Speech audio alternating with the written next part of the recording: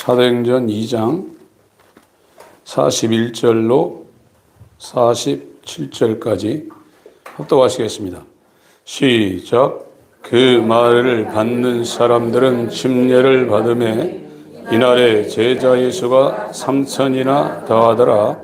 저희가 사도의 가르침을 받아 서로 교제하며 떡을 떼며 기도하기를 전혀 힘쓰니라. 사람마다 두려워하는데 사도들로 인하여 기사와 표적이 많이 나타나니 믿는 사람이 다 함께 있어 모든 물건을 서로 통용하고 또 재산과 소유를 팔아 각 사람의 필요를 따라 나눠주고 날마다 마음을 같이하여 성전에 모이기를 힘쓰고 집에서 떡을 떼며 기쁨과 순전한 마음으로 음식을 먹고 하나님을 찬미하며 또 온 백성에게 칭송을 받으니 주께서 구원받는 사람들을 날마다 더하게 하시니라. 아멘. 어제 시간에 기독교는 하나님의 살아계신 하나님의 역사하심이 기독교라고 그랬어요. 기독교는 하나님이 살아계신데 그분이 자기의 일을 직접 행하시는 것이 기독교의 핵심이라는 말씀을 드렸습니다.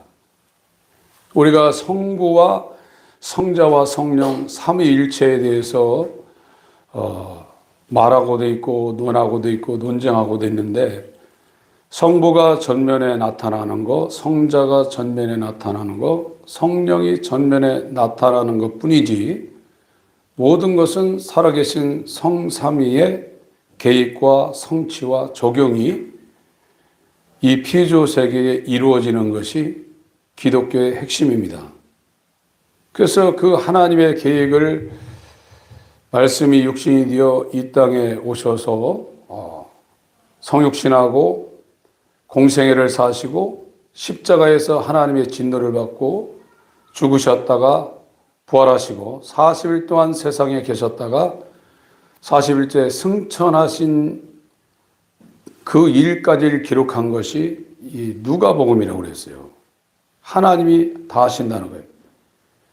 그래서 이 엘리사벳과 사가랴의 가정에 하나님이 임하셔서 하나님이 요한을 나게 하셨고 그것도 복음을 갖고 이 땅에 오신 예수가 이 땅에 오시기 전에 6개월 전에 그 일을 하나님이 행하셨고 또 이 광야에 외치는 자의 소리가 6개월 전에 시작되니까 비로소 하나님께서 마리아와 요셉에게 가서 요셉의 태를 통해서 하나님의 말씀이 인자로 이 땅에 복음을 들고 오실 수 있는 인자가 때가 참에 여자에게서 율법 아래서 나게 하셨어요. 이거는 우연히 그렇게 된 것이 아니라 영원전에 하나님의 완전한 계획이 이 땅에 하나님의 때에 요한과 예수 그리스도를 통해서 이 땅에 이루어진 겁니다.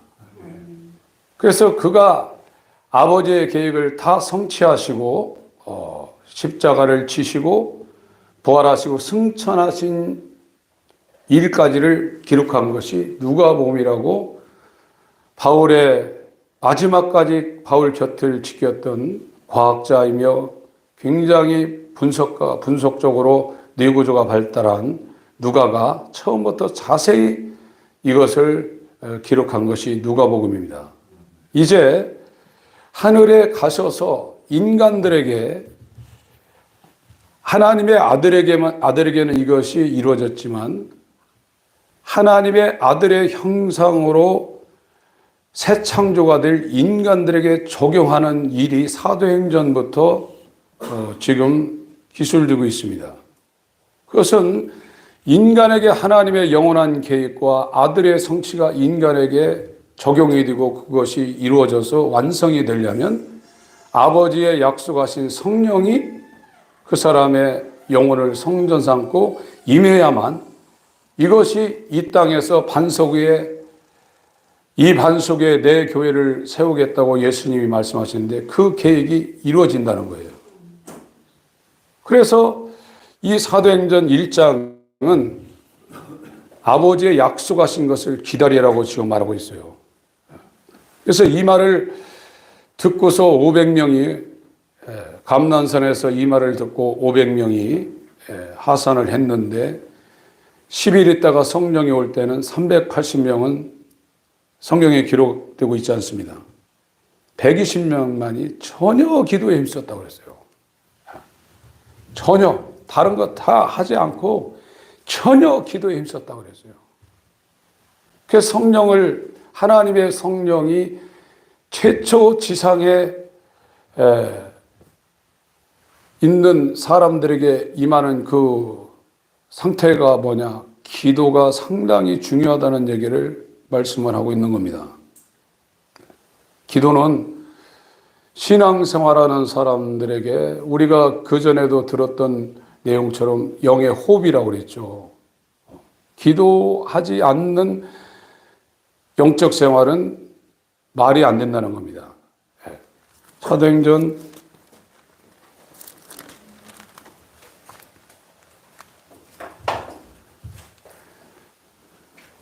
2장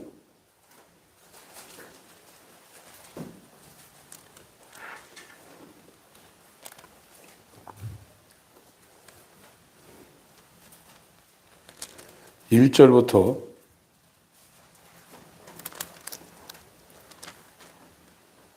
읽겠습니다. 4절까지 시작. 오순절날이 이미 이름에 저희가 다 같이 한 곳에 모였더니 홀연히 하늘로부터 급하고 강한 바람 같은 소리가 있어 저희 앉은 온 집에 가득하며 불의 혀같이 갈라지는 것이 저희에게 보여 각 사람 위에 임하여 있더니 저희가 다 성령의 충만함을 받고 성령이 말하게 하심을 따라 다른 방언으로 말하기를 시작하니라. 이것이 이제 인간에게 처음으로 이제 하나님의 적용이 이제 시작되는 겁니다. 하나님의 계획을 아들의 성취를 통해서 인간에게 적용시키는 살아계신 하나님의 역사가 인간에게 이제 완벽하게 이루어지는 일의 시작이에요. 그것이 교회의 시작입니다. 이 교회는 우리가 지금 생각하고 있는 지상의 건물을 갖고 있는 이런 형태가 성경에서 말하는 교회가 아니라 저와 여러분들이 이미 잘 알고 있는 것처럼 예수 그리스도와 연합한 예수의 몸을 말하고 있어요. 이것은 사람이 세우는 것이 아니라 이 사도행전 전에 누가복음까지의 이 하나님의 역사도 살아계신 하나님이 행동하셔서 그의 일을 이루는 것처럼 사도행전 이후에도 성령이 오시지만 예수님이 요한복음 16장 17장에 너희들이 조금 있으면 나를 못 보는데 또 조금 있으면 나를 볼 거라고 제자들에게 그 황당한 일을 당하고 있는 제자들에게 말씀을 하고 있습니다. 하나님의 일은 아들이 하는 겁니다. 아들이 끝까지 6월절부터 저 초막절, 장막절까지 일을 하나님의 절기를 아들이 성령으로 지키고 그 아들과 연합한 사람들에게도 자기가 지켜낸 유무초, 나속초라는 7대 절기가 그대로 그 사람에게 적용되게 하는 것이 아들의 역사고 그 아들이 우리의 마청이고 저와 여러분의 대표고 머리고 주인이고 왕이고 임금이 되시는 겁니다. 그래서 이 사도행전도 예수 그리스도가 하나님 말씀을 이루어가는 거예요. 근데 전에는 혼자 이루어가고 있지만 이제 예수의 몸이 연합이어서 예수의 몸이 된 사람들에게 율법이 계속해서 하나님 말씀이 이루어져가는 하나님 말씀의 완성이 되어가는 것이 사도행전의 연속적인 기록입니다. 이것이 교회가 된 사람이에요. 그래서 최초로 지상에 성경에서 말하고 있는 예수의 교회가 처음으로 탄생한 것이 지금으로부터 2000년 전에 있었던 오순절날의 역사입니다. 이거는 사도들도 예수님과 3년 6개월을 동행했지만 오순절 전과 오순절 후는 완전히 판이 바뀌었어요.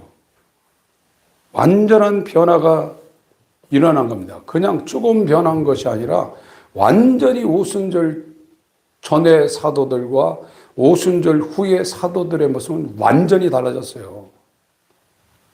옛사람은 죽고 예수와 연합한 새 사람으로의 변화가 일어난 거예요.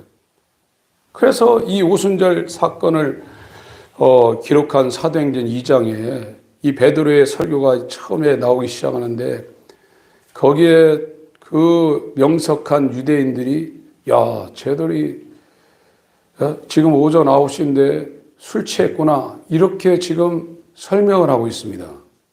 왜 그러냐면 여기에 왔었던 수많은 디아스포라가 영어권에 있었던 사람도 있고 아랍권에 있었던 사람도 있고 로마권에 있었던 사람도 있고 아프리카에 있었던 사람들이 있는데 그들이 성령이 임하면서 다른 방언을 했어요.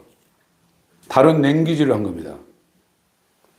이 사람들은 똑똑한 사람들이 아니었어요. 갈릴리에서 이스라엘의 최북단에서 변방에 있었던 사람들이 무슨 언어도 배우지 않았는데 저들이 우리가 살고 있는 우리가 태어난 유대인이지만 흩어져서 로마에 있고 아라비아에 있고 바벨론에 있고 이디오피아에 있고 이집트에 있고 수단에 있고 저들이 어떻게 우리나라 말로 말을 하는데 하나님을 높이며 큰 일을 말하는 것을 자기들 태어난 그 나라 국가의 말로 말을 하고 그걸 들었단 말이에요. 야, 신기하다 이거는. 놀란 거예요. 소동이 일어났습니다. 하나님의 역사입니다. 기독교는 처음부터 끝까지 하나님의 역사예요. 지금 저와 여러분들이 이 기독교 안에 들어와서 예수의 교회가 됐다면 내 안에서 역사하시는 하나님의 역사를 보고 저와 여러분들이 지금 사도행전 2장 오늘 읽은 이 본문은 교회에 그렇게 변화된 사람들, 교회가 된 사람들에게 나타난 일반적인 현상입니다. 이것이 시금석입니다. 내가 예수 그리스도 살아계신 하나님, 그의 역사를 인정하는 기독교에 들어와서 그분이 예수를 통해서 성령으로 우리에게 이루려는 교회가 됐다 그러면 여기에 샘플로 지금 우리한테 제공되고 있는 사도행전 2장 41절부터 47절까지의 초대교회 모습이 우리에게도 그대로 지금 적용이 되고 그것이 그 삶이 우리 가운데도 그대로 재현되고 있어야 그 사람이 예수의 몸이 된 하나님이 그 사람을 새로 만든 오순절을 통과한 예수의 몸이지 이 상태가 안 된 상태의 삶은 성경을 통해서 하나님이 제시하고 있는 교회가 되는 상황은 아니라는 것을 우리가 잣대를 갖고 있어야 돼요. 하나님은 이 오순절에 정말로 그 일자무식이었던 이 예루살렘 상층부의 유대인들이 볼 때 율법에 정통한 바리새인 서기관 사두개인 장로들이 볼 때 예수를 따라다니는 이 12명의 제자는 쳐다보지도 않았어요. 출신 성분이 다릅니다. 가문이 다릅니다. 여러분들이 상류층에 사는 사람들 자기들만 놀잖아요. 그래서 어울리지도 못하게 하죠. 그들이 사는 세계는 지금 우리나라에서도 전혀 다른 세계를 살고 있어요. 그래서 학교에서 요즘 어떤 얘기를 들어봤더니 자전거 한 대가 1,000만 원이라고 하더라고요. 자전거. 중학생들. 그리고 보통 300만 원, 400만 원 자전거 타는 애들 많대요. 그래서 살짝 차하고 부닥쳐가지고 그 기스가 안 왔는데 그 차로 얘기하면 펜다 같은 거 하나 갈면 30만 원이래. 네. 그런 것도 있더라고. 우리는 상상하지도 못하는 일반적인 것도 그런 건데 이 상층부에 올라가면 그들만의 리그가 있거든요. 그런데 이렇게 세상에서 주목받지 못하던 이 사도들이 이제 사도행전 4장에 보면 4장을 한번 보세요.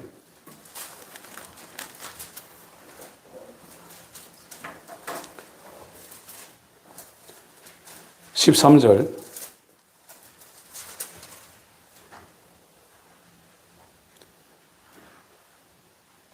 13절부터 19절까지 읽겠습니다. 시작. 저희가 베드로와 요한이 기탄 없이 말함을 보고 그 본래 학문 없는 범인으로 알았다가 이상히 여기며 또 그 전에 예수와 함께 있던 줄도 알고 또 병나은 사람이 그들과 함께 섰는 것을 보고 힐난한 말이 없는지라 명하여 공회에서 나가라 하고 서로 의논하여 가로되 이 사람들을 어떻게 할꼬 저희를 인하여 유명한 표적 나타난 것이 예루살렘에 사는 모든 사람에게 알려졌으니 우리에게 부인할 수 없는지라 이것이 민간에 더 퍼지지 못하게 저희를 위협하여 이후에는 이 이름으로 아무 사람에게 말하지 말게 하자 하고 그들을 불러 경계하여 도무지 예수의 이름으로 말하지도 말고 가르치지도 말라 하니 베드로와 요한이 대답하여 가로되 하나님 앞에서 너희 말 듣는 것이 하나님 말씀 듣는 것보다 온가 판단하라. 우리는 보고 들은 것을 말하지 아니할 수 없다 하니 관원들이 백성을 인하여 저희를 어떻게 벌할 도리를 찾지 못하고 다시 위협하여 놓아 주었으니 이는 모든 사람이 그 된 일을 보고 하나님께 영광을 돌림이러라. 이 표적으로 병 나은 사람은 40여 세나 되었더라. 이 학문 없는 법인 줄 알았거든요. 그런데 성령을 받고 나서 이 사람들이 율법을 가지고 복음을 얘기하는데 기탄 없이 이것이 율법을 갖고 있는 예루살렘 상층부 사람들에게 이것이 먹혀 들어갔어요. 놀랐습니다. 사도 바울이 고린도전서 2장에 상당히 똑똑한 사람입니다. 자기가 예수와 그의 십자가에 못 박힌 것 위에는 알지 않기로 작정했다고 그랬고 그가 복음을 전할 때 강단에 설 때 하나님 말씀을 전할 때 약하며 두려워하며 심히 떨었다고 그랬어요. 자기에게서 성령의 나타남으로 이 말씀이 증거되길 원했지. 사도 바울은 율법의 정통한 학자입니다. 오늘날로 치면 아마 이 율법 구약 성경을 다 외울 수도 있어요. 인간적으로 똑똑한 사람, 저 아는 어떤 분도 책을 읽으면 1페이지, 2페이지, 3페이지, 4페이지 사진 찍힌대요. 서울대 출신인데 그 진짜 사진 찍힌대요. 일반 사람은 그렇게 안 되잖아요. 한두 줄 외우는 것도 힘든데 이분의 뇌구주는 이것을 책을 읽으면 그냥 사진이 찍혀버린대요. 이 기억력이 상당합니다. 대부분의 여자분들이 매던 날 며칠 누구 모여서 네가 무슨 말 있고 네가 무슨 말 있고 네가 무슨 말 그러잖아요.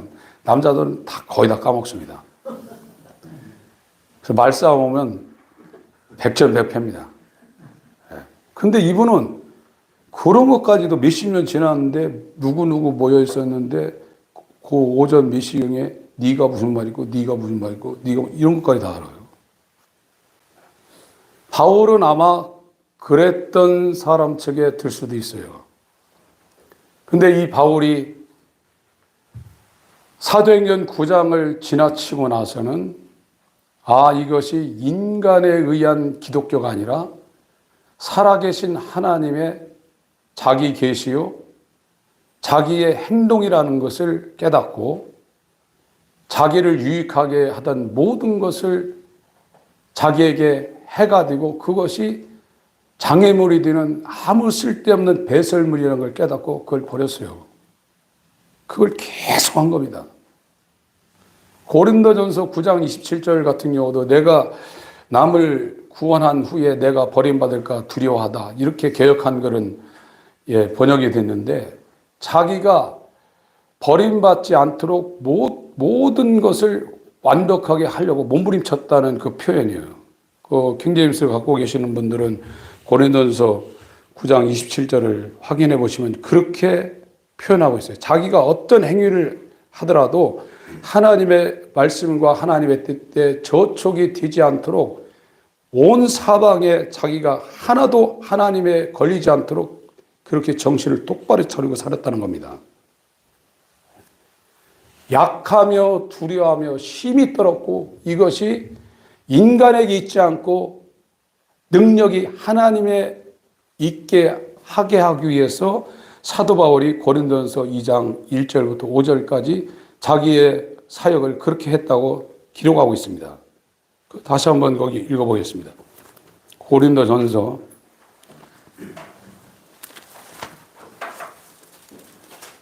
2장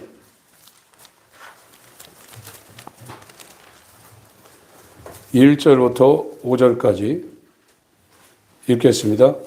시작.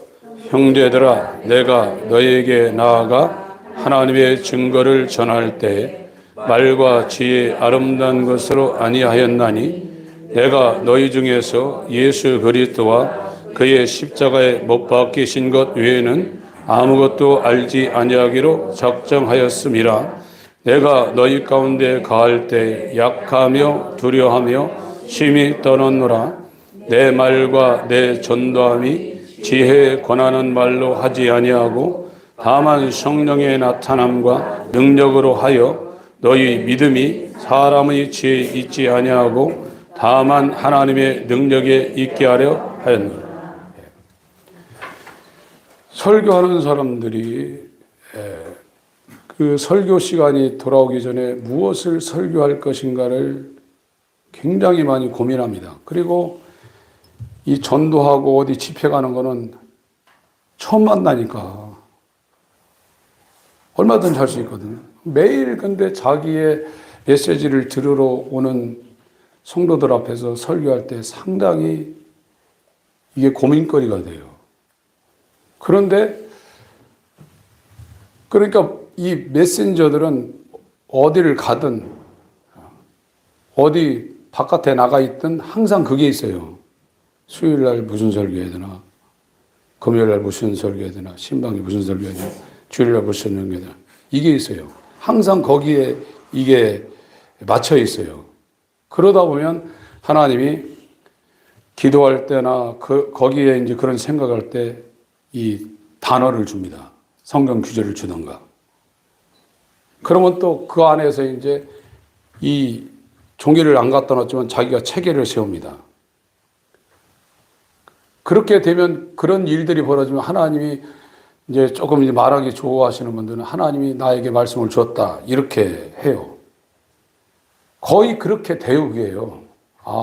그리고 그 방향으로 또 이렇게 퍼즐 맞추도록 하나님 말씀이 그 사람에게 새벽이면 새벽, 수요일이면 수요 이렇게 돼요. 그냥 하는 건 아닙니다. 전부 다 거기에 관심을 갖고 기도하고 이러다 보면 그날 전할 말씀을 딱 줘요. 이걸 말하기 좋아하시는 분은 말씀을 하나님이 줬다 이렇게 표현하고 저같이 조금 무뚝뚝한 사람은 그런 얘기를 거의 이제 안 하는 것 뿐이에요. 메신저는 이제 다 그러죠. 그런데 제가 이 사도 바울의 이 복음 증거 사역을 보면서 제가 방향을 터한 것이 지금 강해로 가고 있습니다. 지금 우리 교회에서 이루어지는 강해는 예전처럼 어떤 영감이나 제목이나 주제 설교를 지금 하고 있는 게 아닙니다. 물론 제가 이 말씀을 보고 제 어떤 개인적인 의견도 들어가지만 기존에 이 견고하게 구축되어 있는 기독교 교회의 근간, 구조, 기둥 이것을 뼈대로 하고 또 지금 권위자들이 해석하고 있는 주석이라든지 강해 그리고 이거 히브리어나 헬라어가 여기에서 무슨 의미를 갖고 있나 하는 그런 원어적인 의미까지 완벽하게는 하지 못하지만 그 기존에 갖춰져 있는 그 구조에 조금 이제 살을 대거나 저에게 어떤 것이 오는 걸 가미를 해서 하는 거기 때문에 예전처럼 어떤 설교를 할 때 어떤 영감으로 오는 그런 설교하고는 조금 방향이 지금 다른 것은 분명해요.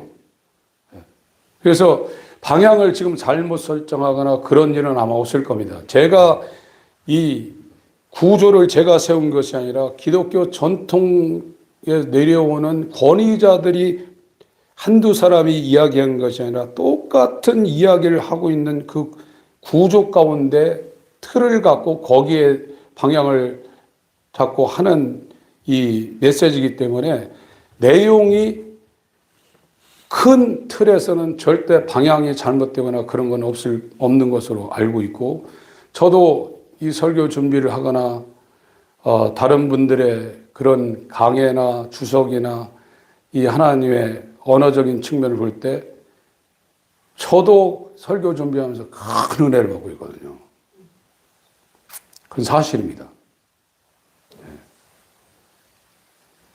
그래서 사도 바울이 이 사람은 자기의 지혜로도 얼마든지 할 수 있지만 그것이 기독교가 아니라는 걸 알았어요. 사람에게서 난 것도 아니요. 하나님으로부터 살아계신 하나님으로부터 근원이 되어서 하나님이 직접 액션하고 있다. 하나님이 역사하고 있다. 이게 기독교라 이거예요.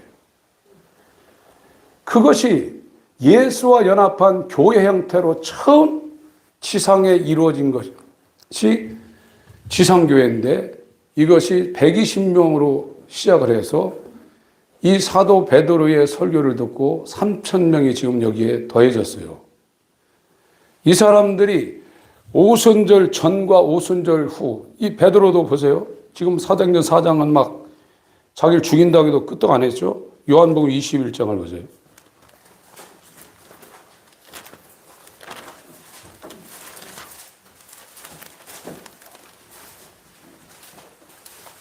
(1절부터)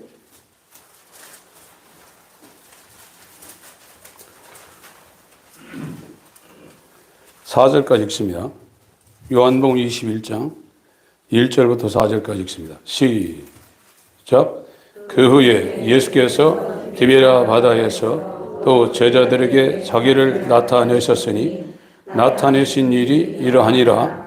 시몬 베드로와 디두무라 하는 도마와 갈릴리 가나 사람 나다넬과 세베대의 아들들과 또 다른 제자 둘이 함께 있더니 시몬 베드로가 나는 물고기 잡으러 가노라 하매 저희가 우리도 함께 가겠다 하고 나가서 배에 올랐으나 이 밤에 아무것도 잡지 못하였더니 날이 새어갈 때 예수께서 바닷가에 서셨으나 제자들이 예수인 줄 알지 못하는. 십자가가 끝났어요. 십자가 질 때 베드로가 나 살려라고 도망갔는데 거기다 하나 더해서 예수를 저주하고 부인하고 도망갔어요. 이 사람들은 물 위도 걸었던 사람입니다. 귀신 쫓는 거는 일반적으로 했던 사람이에요. 저번 주에 대화했던 목사님이 아니 성령을 하냐고 귀신이 나가는 일이 없다고 하는데 그러면 성령 받았으면 구원받은 거지 그게 뭐냐. 귀신 쫓으면 구원받은 것이 그게 뭐냐 그런 얘기를 하더라고요. 베드로를 크게 보면 그것도 구원에 들어있죠. 크게 보면. 그러나 잘라보면 베드로는 이때 상황까지는 오순절이 지금 넘어간 상태가 아닙니다. 귀신 쫓는 것으로 기뻐하지 말고 너의 이름이 하나님 나라에 기록된 것으로 기뻐하라. 성령을 하지 않고는 귀신이 나가지 못한다. 그 얘기를 저한테 들이대면서 그 구원받은 것이지 그게 아니냐고, 어떻게 귀신 나가냐고 얘기를 하더라고요. 그래서 제가 그랬어요. 마태복음 7장에는 선지자 노릇하고 귀신 쫓고 권능을 쫓았는데 왜 예수님 모르냐고 하냐. 말 못하더라고 그럴 땐 또. 예. 베드로처럼 체험해도요, 이 십자가를 봤거든요. 죽은 지 3일 만에 예수님이 부활해서 이 21장 전에 이 사도들은 2번 나타났어요. 부활하신 상태로. 그런데도 고기 잡으러 가자 이거지요. 그런데도 안 변했단 말이에요. 완전히. 그런데 오순절이 딱 되고 나가지고는 하나님이 그 사람한테 직접 들어와서 교회가 되게 해버린 거예요. 그러니까 완전히 변한 거예요. 그 사람한테 예수가 사시는 거예요, 지금. 이게 교회란 말이에요. 그 사람한테 내가 사는 것이 아니라 내가 내게서 사는 것이 아니라 내게서 예수가 사시는 것이 교회고, 그를 내가 내 교회를 이 반석 위에 세운다는 예수의 몸이 지금 돼버렸다 이거예요. 그럼 이 지상에 처음으로 하나님이 세우신 교회, 이 교회가 뭐냐 지금 교회가. 지금 우리가 향하고 있는 그 표대가 교회가 되려는 겁니다. 그럼 교회가 된 사람들의 그 시금석, 그 잣대, 이 사람들이 교회라는 것을 어떻게 우리가 지금 2000년이 지난 이 시점에 성경적으로 그거를 우리가 인정을 하고 교회가 됐는가 안 된가를 어떻게 객관적으로 우리가 그것을 어떻게 평가하고 그걸 볼 것인가를 지금 사도행전 2장 이 말미에 교회가 된 사람들의 일상적인 삶에 대해서 지금 기술한 거예요. 이 사람들은 날마다 사도들 앞에 와서 사도들의 가르침을 듣기를 원했어요. 이 교회가 되어 있으면서 자기보다 한 발짝이라도 더 나가서 하나님을 체험하고 하나님을 성경적으로 알려주는 사람들에 대한 갈망이나 그런 아쉬움이나 그런 주림이 없는 상태는 교회가 되어 있는 상태가 아니라는 것을 지금 역설적으로 설명을 하고 있습니다. 저 개인적으로도 제가 지금 이제 호주나 저 외국에 있는 분들하고 연결을 해서 교제를 하고 있는데, 그리고 처음에 제가 이런 하나님의 역사에 제가 반응이 와서 제게 이루어진 것이 도대체 누가 진짜 이 교회가 돼서 하나님 말씀을 제대로 가리키는가, 그거를 서핑을 엄청나게 했습니다. 근데 별로 못 찾겠더라고요. 제 눈에는. 제가 하나님은 아니기 때문에 제가 샘플은 아닙니다. 일반적으로 저에게 전에 없었던 현상이 일어났는데 도대체 누가 성경적인 복음을 전하는가를 제가 서치하기 시작했어요. 국내외적으로. 별로 없더라고요. 이건 제 관점입니다. 제가 맞을 수도 있고 틀릴 수도 있어요. 이거는. 그러나 그런 현상이 벌어졌어요. 그래서 딱 발견한 사람은 당장에 가서 만나고 싶더라고. 그래서 이 사람이 어디 사는가, 목회는 어디서 하나, 그걸 전부 다 해가지고 차로 몇 번 걸리나 해가지고 그걸 다 계산했었어요. 그런 현상들이 벌어져요. 하나님에 대해서 알고 싶은 현상들이 벌어져요. 그럼 거듭나고 나면 그게 없어지냐? 더 합니다, 더. 그 전, 로마서 5장에서 로마서 8장으로 바로 넘어가야 되는데, 그래 8장에서 결론을 냅니다. 기독교 교리의 결론을 내고, 거기에서 이제 누가 하나님이 의롭다고 한 자를 누가 정죄하느냐? 거듭난 사람은 절대 정죄 안 받습니다. 아무리 율법적인 설교를 해도 그 사람은 전혀 정죄 안 받습니다. 그리고 절대 정죄 받을 이유가 없어요. 자기는 이미 율법에서 벗어났는데 율법 얘기에 무슨 정죄를 받습니까? 형제 맞습니다.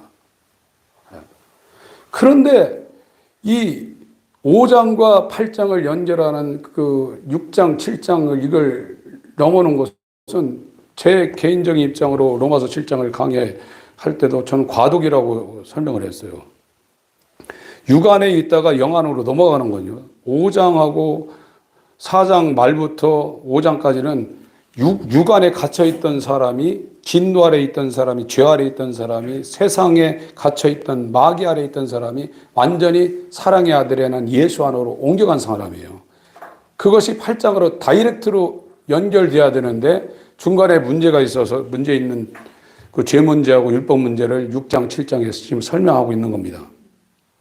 그런데 7장 상태는 육안에 있는 사람들은 그런 고민을 안 해요. 아, 나는 권고한 사람이다. 누가 그런 고민을 합니까? 아무것도 모르는데. 근데 5장에 된 사람들, 예수 안으로 넘어간 사람들은 이 사망의 무에서 누가 너를 건져내? 그런 고백도 안 해요. 그 사람들은 자유해졌어요. 절대 정죄 안 받습니다.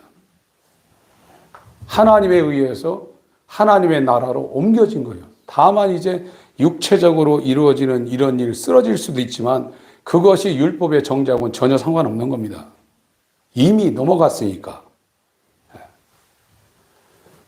이렇게 하나님의 부르심 가운데 지혜와 계시형을 부으사 그 마음의 눈을 열어서 부르심의 소망 가운데 접근되고 있거나 그 넘어간 사람들은 하나님에 대한 갈망이 너무나 크게 되어 있어요. 그 전엔 세상에 대한 갈망이 그 사람을 제압하고 있지만 하나님에 대한 갈망이 목마른 사슴이 시냇물을 찾아 헤매듯이 내 영혼 주를 찾기에 갈급합니다. 시편 42편의 1, 2절에 있는 말씀이 그 사람을 완전히 압도하고 있어요. 하나님 알고 싶어요. 다른 것보다 하나님을 알고 싶은 갈망이 부르심 가운데 있는 사람과 그걸 넘어간 사람들은 부르심 가운데 있는 사람보다 훨씬 더 크죠. 내가 이제 완전히 자유해져서 뭐 하나님 다 알고 있다 이런 건 없습니다. 거기부터 이제 더 감당할 수 없는 그 벅찬 하나님에 대한 갈망이 그 사람들한테 와서, 그래서 이 교회가 된 사람들이 사도들 앞에 모여서 사도들의 가르침을 받기를 사모했어요. 그래서 오늘날 그와 같은 일들이 벌어진 사람들은 메시지를 찾아다니게 돼 있어요. 오지 말라고 해도 오게 돼 있어요. 국경이 문제가 아닙니다. 시대가 문제가 아닙니다. 저도 이런 현상들이 벌어져서 단기간에 교회사 가운데 이름 있는 서적들 제가 어떻게 읽었나 몰라요.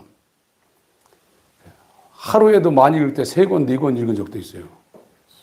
그걸 제가 자세하게 여기에서 말하는 이 저자가 쓴 그 의미를 제가 자세하게는 그걸 소화를 못했지만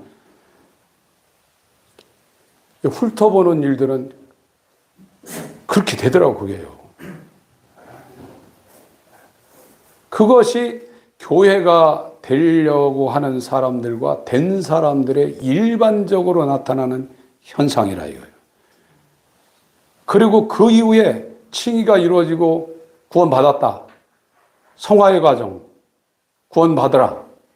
구원받을 것이다. 영화의 과정으로 넘어간 사람은 더 말할 수 없는 이런 갈망이 일어나겠죠.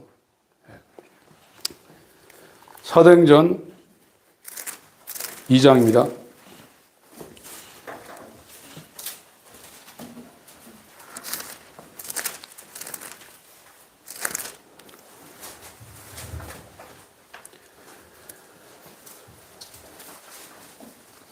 (42절) 읽습니다. 시작. 저희가 사도의 가르침을 받아 서로 교제하여 떡을 떼며 기도하기를 전혀 힘쓰니 함께 모여서 유유상종입니다.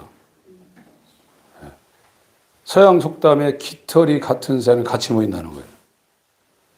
영적으로도 부르심 가운데 있는 사람들이나 그 부르심의 소망이 그 사람 가운데 이루어진 사람이랑 계속 같이 모이기를 원하고 있어요. 오지 말라고 해도 만나고 교제하고 싶은 그 마음이 그 사람 가운데 있어요. 이것이 시금석이라 이거예요. 모이기, 함께 모이기. 그래서 이 에피시나고게라는 함께 모임의 단어, 지금 이제 개역 한글은 데살로니가 후서 2장 1절, 그건 주의 강림이 있을 때 예수의 몸이 된 사람들이 함께 모이는 상황을 말하고 있습니다. 그게 헬라 단어가 에피시나고게, 함께 모여있다 이거예요. 한 세 사람이 됐다 이거예요. 사지백체, 그 사람들의 기질과 성향, 이 출신 성분 이런 건 다르지만 질은 같다 이거예요. 한 모임이 됐다 이거예요. 그게 에피시나고게예요. 그런 완성된 모임이 있기 전에 그런 몸들이 지역 로컬 처치가 되어서 지역별로 모이는 이 모임은 계속 만나고 싶은 거예요. 만나서 뭐하냐?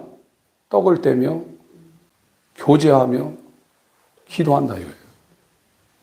그 세상 모임을 차단하고 이제 완전한 하늘에 속한 거룩한 분리된 모임 속으로 그 사람들이 방향 전환이 돼 있어요. 저도 우리 성도님들한테 많이 말씀드렸죠. 월요일, 예전에는 주일 설교 끝나면 월요일부터 바깥에 활동하기 굉장히 바빴던 사람입니다. 전라도, 목포, 여수, 강원도, 부산, 진주 이런데 당일치기 하는 것도 했어요. 세상 말로 싸돌아다니고 정신없었어요. 이게 국내만이 아니라 국외도 그랬습니다. 그런데 제게 이런 현상이 벌어지고 나가지고 그런 거에 관심이 없어지더라고요. 의미가 없어져요. 저도 구경할 거 많이 했습니다. 그래서 같은 동기들한테 안 가본데 얘기도 해주고 그랬어요. 근데 그런 게 전혀 의미가 없어지더라고요. 그리고 실제 살아있진 않지만 먼저 이 오순절을 통과한 사람들이 어떻게 얘기한다를 그거를 보기 위해서 이것도 만남이죠. 모임이죠. 물리적인 모임은 아니지만 영적인 상황은 이것도 모임입니다. 그들이 예수에 대해서 어떻게 했고 예수님이 자기에게 오니까 어떤 현상이 벌어졌다. 그거 찾는데 눈이 돌아가더라고요. 야, 그러면서 이게 진짜지. 이게 교회지. 이게 예수님의 사람이지. 이 사람이 지금 살아있으면 내가 그 사람이 설교하는 그 설교단의 가장 가운데 앉아서 그 사람 생생한 목소리로 이 복음을 들었으면 좋겠다. 그것이 막 너무 이 마음에 차오르더라고요. 그래서 지금은 제가 영어를 이 히어링이 안 되니까 문자로 변환시켜서 제가 좋아하시는 분은 내가 어떻게 하든지 하루에 2권, 2개, 3개는 내가 소화시키겠다. 밥 먹으면서도 하고. 그런 현상들이 벌어져요. 사도들 앞에 가서 가르침을 받기를 사모하는 마음이 생긴단 말이에요. 여러분들이 이런 저한테 와가지고 설교 들으라는 말씀은 아닙니다. 그러나 이런 유형의 삶이 여러분 삶 가운데 지금 적용이 안 되고 있다 그러면 오순절이 여러분 가운데 이루어졌는가를 여러분 스스로 퀘스천 마크를 하고 돌아보셔야 돼요. 이건 공식적인 교회가 이루어진 사람들의 일상적인 삶의 중심이고 그것이 이렇게 이루어졌어요. 여러분, 체험은 성경이 아닙니다. 체험을 기반으로 한 신앙은 자기 미혹과 마귀의 기만전술에 넘어갈 수 있는 확률이 99%입니다. 기독교는 살아계신 하나님의 말씀이 성육신 되신 예수님을 통해서 이루어졌고 그 살아있는 말씀이 예수님이 성령으로 와서 우리에게 성취시키는 것이 기독교입니다. 이것이 최초로 이루어진 일이 사도행전 1장과 2장을 통해서 우리한테 제시가 되고 있어요. 교회가 뭐냐 이거예요. 여러분이 예배드리고 기도하고 어떤 체험을 하고 그렇다고 해서 교회냐? 그게 아니라 이거예요. 교회의 머리 되신 이 교회의 이 기초를 깔으신 사도들과 선지자의 터, 선지자의 사역을 감당하고 있는 사도들의 터 위에 뼈대를 맞춰서 상합하고 연락하여 그와 연합한 이들이 교회라.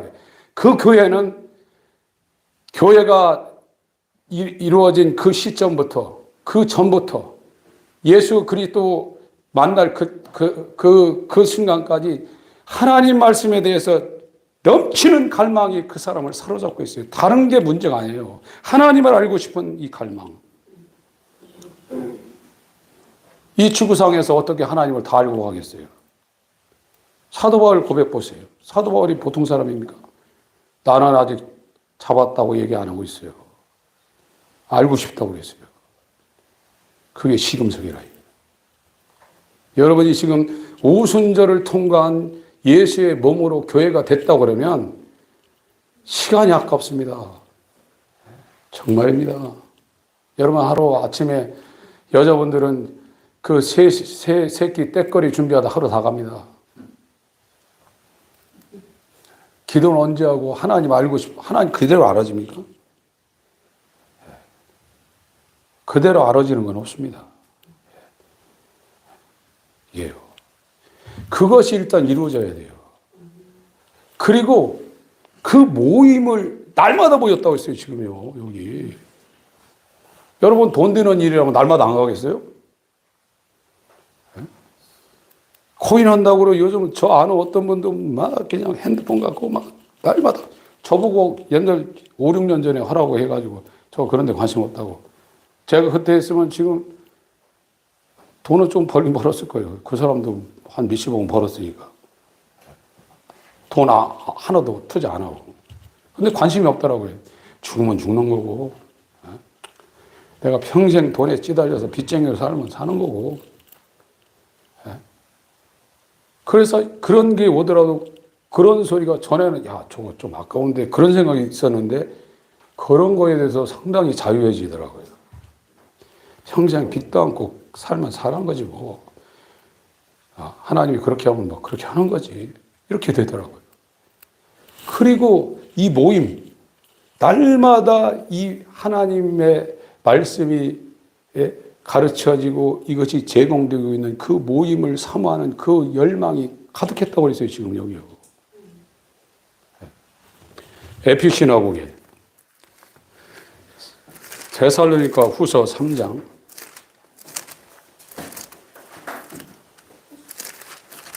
데살로니가 후서 3장 2절입니다.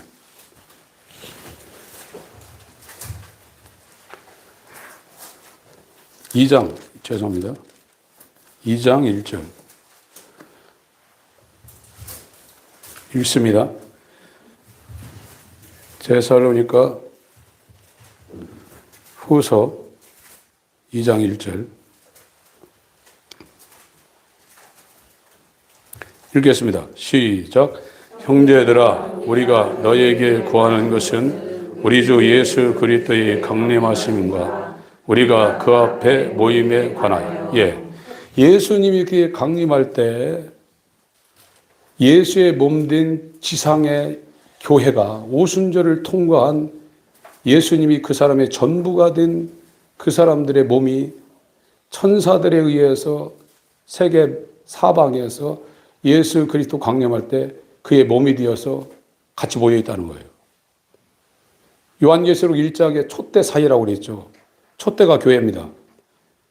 우리는 이 촛대가 이렇게 있으면 요 사이사이인데 그 그림은 촛대가 이렇게 7개 있는데 7개 유형의 교회가 있는데 예수님은 그 교회의 정중앙, 메소포타미아, 이너서클, 센터서클 여기 있다는 거예요. 거룩한 모임에 예수님이 있다는 거예요. 예수의 몸된 정중앙에 예수님이 계시다. 그게 이 모임이에요. 에피시나고게. 그래서 히브리서 10장 25절에도 모임을 패하는 어떤 자들의 습관과 같이 하지 말. 그게 요 상태의 모임이에요.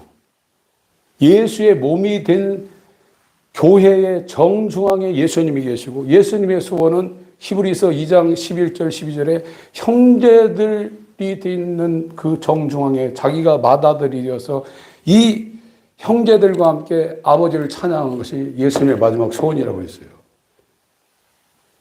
이것이 사도행전 2장에 지상의 최초로 오순절을 통해서 세워진 교회의 일반적인 상황입니다. 하나님을 알고 싶고 이 모임과 연합해서 서로 교제하며 떡을 띠며 같이 전혀 기도에 힘쓰기를 원하는 교회의 완전한 상태를 여기 기술하고 있어요. 이것이 내게 지금 현실화되어 있냐? 그걸 비교해 봐야 돼요. 이것이 사도행전 2장 42절 이게 내게 지금 그대로 현재 내게 이 심령 상태와 내 하루하루의 일상 상태가 됐으면 그 사람은 교회예요.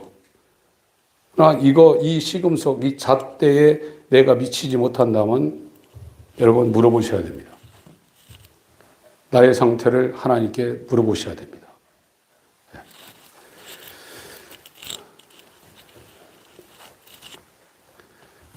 시간이 다 가버렸네. 예. 사도행전 2장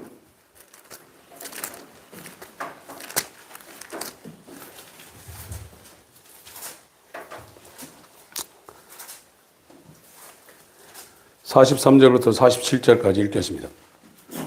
시작.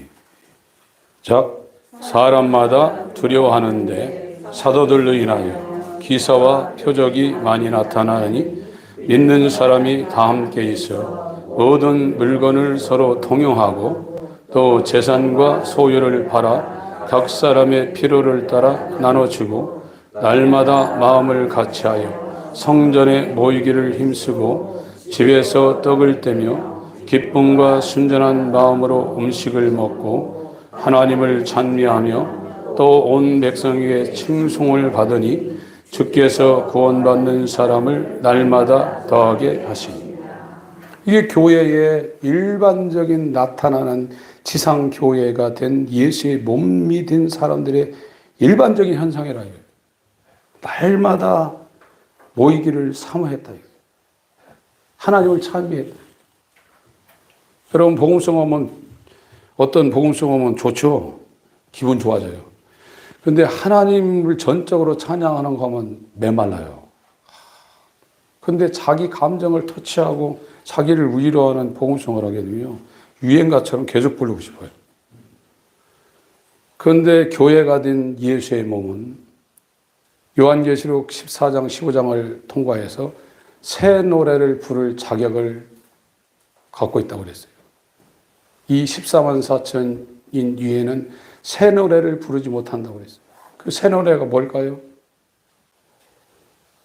나의 머리가 되고 나의 구세주가 되어서 나를 대신해서 율법을 완성하시고 십자가에서 하나님의 진노를 받아내신 내 구주 예수를 입으로 찬양하는 것이 아니라 영혼 몸을 다해서 진정한 찬양을 할 수 있는 새 노래를 부를 수 있는 자격이 있다는 거예요. 그 사람들은 어린 양이 어디로 인도하든지 따라가는 자요. 세상과 간음하고 있지 않다고 사도 요한이 요한계시록 15장에 말씀을 하고 있습니다. 저는 제가 이 과정을 거쳐서 왔기 때문에 원래 설교의 목적도 사람을 모으거나 부흥시키려는 목적이 아닙니다. 설교는 영혼을 구원시키려는 목적을 갖고 설교를 해야 됩니다. 그런 차원에서 지금 제가 준비하고 있는 이 메시지는 제가 전에 했던 설교 방식하고 전혀 다릅니다. 저도 말씀을 받을 수도 있겠죠. 그게 하나님이 진짜 주는 건지 아닌 건지는 뭐 검색을 해보고 그래야 되지만, 현재 제가 우리 교회에서 하는 이 메시지는 기존에 깔려 있는 내일과 같은, 기존에 건축되어 있는 그 구조에다가 그 구조를 흔들지 않고 그 구조를 유지하면서 저에게 주시는 어떤 영감이나 이런 것을 다하고 있습니다. 여러분들이 조금 딱딱하고 힘들지라도 방향 설정을 하고 가고 있으니까 이 교회가 되는 하나님, 살아계신 하나님, 살아계신 하나님, 이 살아계신 하나님이 우리에게 역사하는 기독교, 그 기독교인, 그리스도인이 되기 위해서 마음을 모시고 정말 사도행전 2장의 교회의 이 형태를 우리에게 처음으로 제시하고 이것이 교회다고 지금 우리 주 예수님이 성령으로 우리한테 지금 제시하고 있습니다. 이 안으로 다 들어오시길 예수의 이름으로 축원합니다. 네.